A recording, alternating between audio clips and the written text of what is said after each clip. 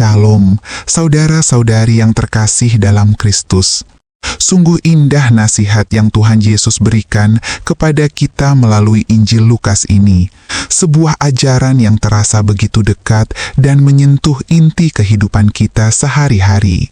Dengan nada yang teduh dan penuh bimbingan, Sang Guru mengingatkan kita tentang hakikat kesetiaan yang sejati. Ia berfirman, "Barang siapa setia dalam perkara-perkara kecil, ia setia juga dalam perkara-perkara besar. Dan barang siapa tidak benar dalam perkara-perkara kecil, ia tidak benar juga dalam perkara-perkara besar." Betapa sering kita meremehkan hal-hal kecil. Kita cenderung fokus pada tujuan besar, pada tanggung jawab yang mencolok, namun lupa bahwa karakter sejati kita teruji dan terbukti dalam detail-detail sederhana. Kesetiaan kita pada hal-hal yang tidak penting, entah itu kejujuran dalam penggunaan waktu, ketepatan dalam janji kecil, atau pengelolaan berkat materi yang kita anggap remeh, sesungguhnya adalah bekal dan persiapan kita untuk menerima anugerah dan kepercayaan yang lebih besar dari Tuhan, yaitu harta yang sesungguhnya.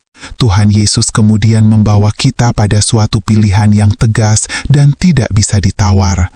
Seorang hamba tidak dapat mengabdi kepada dua tuan. Kamu tidak dapat mengabdi kepada Allah dan kepada Mamon. Inilah panggilan pastoral yang mendalam. Kristus tidak sekadar berbicara tentang uang atau kekayaan, tetapi tentang hati kita. Di manakah kesetiaan terdalam kita tertanam? Apakah kita menghamba pada kehendak Allah atau pada ilah lain yang menawarkan keamanan palsu dan janji-janji duniawi? Firman ini memanggil kita untuk sebuah audit rohani, untuk memeriksa kembali Tuhan mana yang sesungguhnya kita layani. Marilah kita jadikan kesetiaan dalam hal kecil sebagai bukti nyata bahwa hati kita telah memilih untuk mengabdi hanya kepada Allah. Marilah kita berdoa bersama-sama.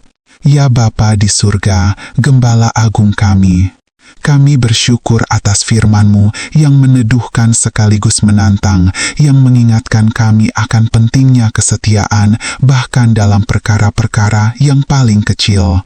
Kami mengakui betapa sering kami gagal, mata kami tertuju pada hal-hal duniawi, dan hati kami terbagi antara mengabdi kepadamu dan mengejar mamon. Kini kami memohon anugerah Roh Kudus-Mu. Kuatkanlah kami ya Tuhan, agar kami sanggup hidup dalam kesetiaan dan kebenaran yang mutlak.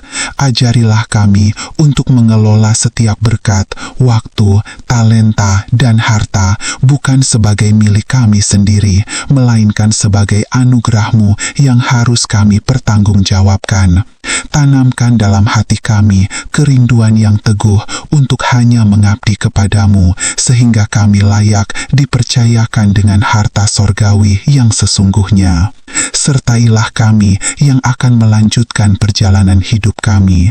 Lindungi dan berkati setiap langkah kami, dan biarlah hidup kami menjadi kesaksian nyata bahwa tiada Tuhan lain yang kami sembah selain Engkau. Dalam nama Tuhan kami, Yesus Kristus, kami berdoa dan bersyukur. Amin. Sampai jumpa pada renungan berikutnya. Tuhan Yesus memberkati kita semua. Amin.